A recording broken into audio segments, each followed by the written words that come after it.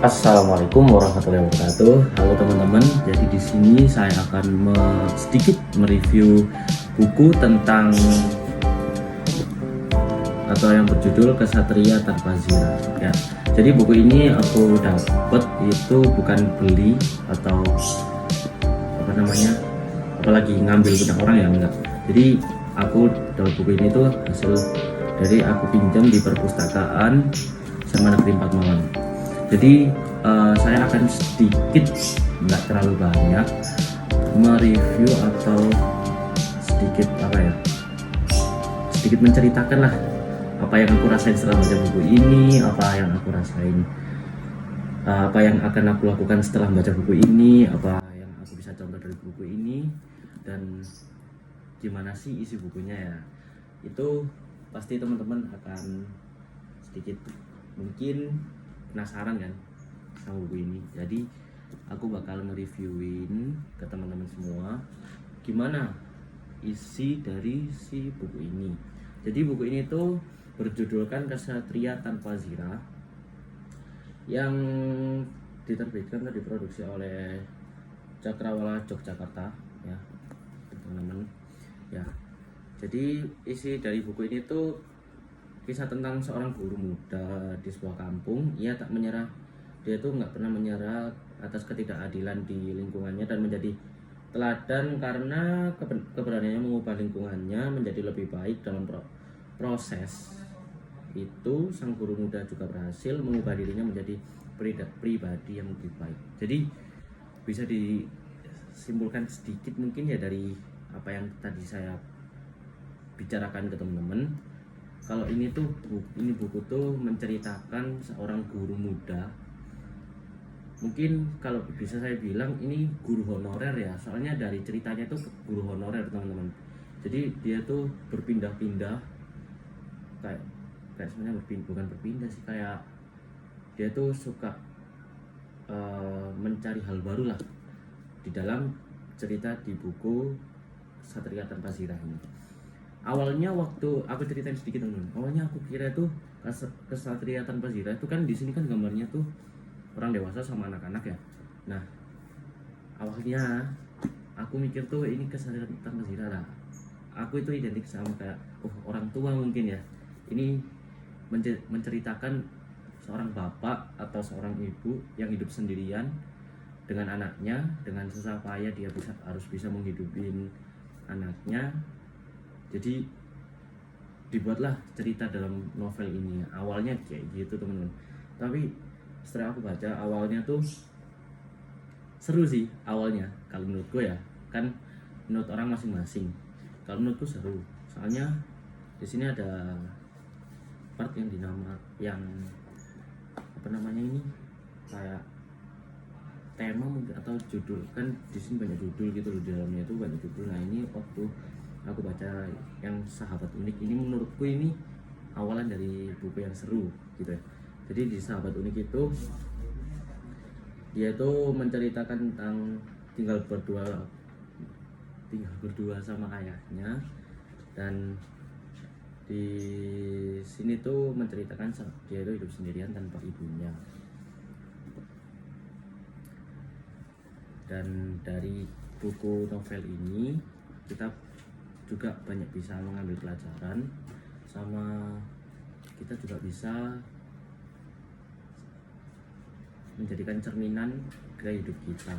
Dan di sini tuh banyak tema yang diusung oleh si penulis, yang salah satunya itu ada, nah bentar, aku cari yang di part, aku baca yang waktu aku baca. Nah ini teman-teman, nasihat untuk guru. Jadi di sini tuh menceritakan dia, atau iya menceritakan, utamanya menceritakan dirinya sendiri tentang nasihat untuk guru. Jadi di sini tuh dia tuh pernah di demo oleh, bukan dia sih, lebih kayak temen sekolahnya. Nah, sekolahnya tuh di demo sama temennya, sama guru, orang tua dari muridnya itu karena perlakuan yang tidak mengenakan terhadap siswanya atau anak-anak dari si wali murid tersebut.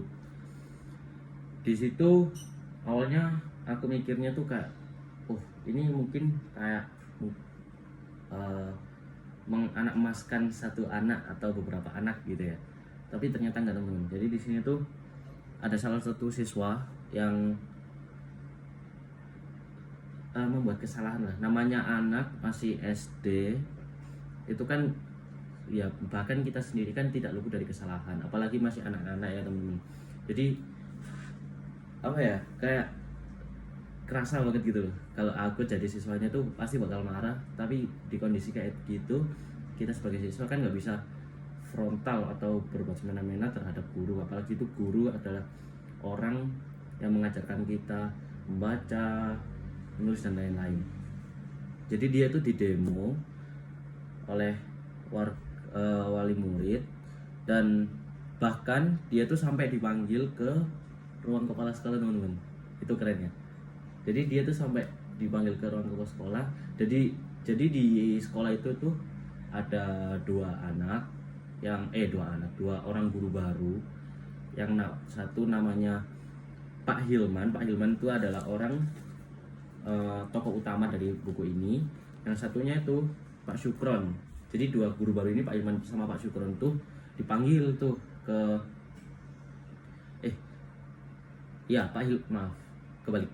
Pak Mahi. Ya, Pak Mahi itu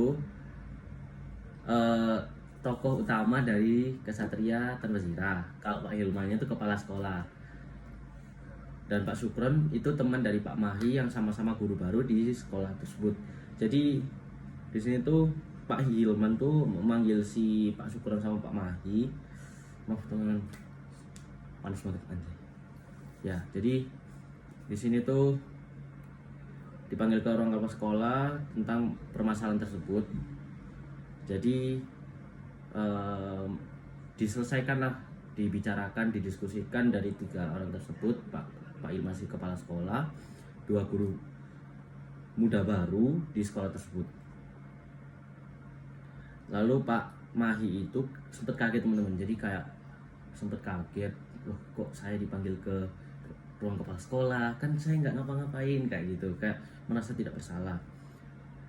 Tapi kalau saya yang baca itu emang Pak Mahinya tuh nggak salah. Jadi Pak Mahi itu sampai heran karena benar-benar dia itu nggak melakukan kesalahan tapi kok dipanggil. Sedangkan Pak Syukron itu bukan kaget atau apa, tapi dia itu lebih ke diem. Soalnya mungkin dia merasa oh aku yang salah, ini mungkin salahku gitu.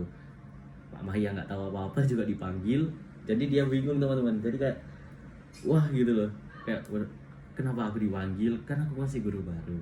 Nah, jadi beliau ini memang sering membantu, Pak Mahi ini sering membantu jika ada kesulitan administrasi sekolah. Beliau juga teman dekat dari Pak Pusan. Beliau juga menganggapku sudah seperti anaknya. Jadi Pak Pusan tuh kan tokoh figurannya lah, tokoh yang jarang muncul di dalam buku ini. Jadi setelah sesampainya di ruang kepala sekolah, Pak Hilman tuh ngomong kayak gini, teman-teman. Saya bacain ya. Langsung saja ya, apa benar kemarin beberapa waktu lalu Syukron menghukum siswa karena sering buat masalah di kelas? Ya, itu yang kayak tadi saya bicarain. Tanya Pak Hilman kepada Pak Syukron. Benar Pak, tapi sudah lama, katanya Pak Syukron. Apa bentuk sanksinya, ditanya sama Pak Hilman. Syukron melirikku, atau Pak Syukron tuh kayak melirik si Pak Mahi, kayak ya kayak gitu, kayak dia tuh tegang sama penuh rasa salah mungkin ya gitu. Jadi dia tuh langsung ngomong, saya pukul botol air mineral tapi pelan Pak, nah, dan tidak terlalu keras Bapak, jawab Pak Syukron dengan terbata-bata atau ketakutan ya. Jadi sambil melirik dia tuh deg-degan, dia udah merasa salah, dia merasa ini adalah masalahnya dia, dipanggil ke ruang kepala sekolah pula ya. Tuh coba aja dirasain. Terus Pak Sukron tuh ngomong, iya Bapak saya minta maaf, saya lempar botol air mineral Pak, tapi air mineralnya kosong Pak, jawab Pak Sukronnya. Terus Pak Hilman tuh bicara, tidak mungkin botolnya kosong sebab kepalanya memar, dan anaknya sendiri bercerita kalau dilempar botol minuman dengan keras sampai sekarang anaknya tidak mau sekolah. Ini sangat merugikan sekolah kita. Sukron gitu kan teman-teman. Jadi bisa diambil lah contoh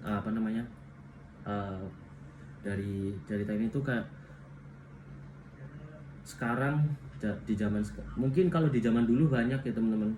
Kalau dari cerita orang tua saya itu udah biasa kayak digituin, apalagi kalau ada dia kayak telat ininya tuh diginiin gitu kan sama gurunya. Itu mungkin dulu, tapi di zaman sekarang kan rawan banget teman-teman ya. Jadi ada pihak yang tidak terima akan hal tersebut yang membuat itu menjadi masalah. Jadi makanya sekarang setiap kita akan melakukan perbuatan itu kita harus pikirin matang-matang, kita pikirin gimana dampaknya.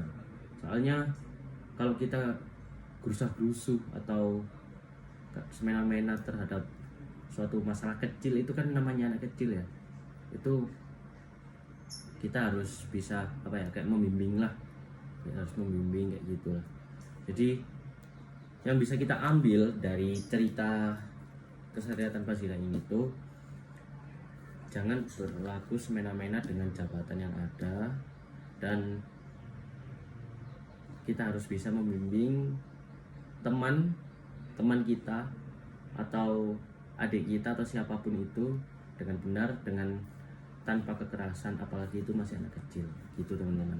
Mungkin sekian teman-teman ya, nggak aku ceritain semua karena biar kalian baca nih buku ini. Buku keren, ini buku bisa jadi motivasi kalian untuk menjadi lebih sukses dengan perjalanan orang masing-masing ya kan.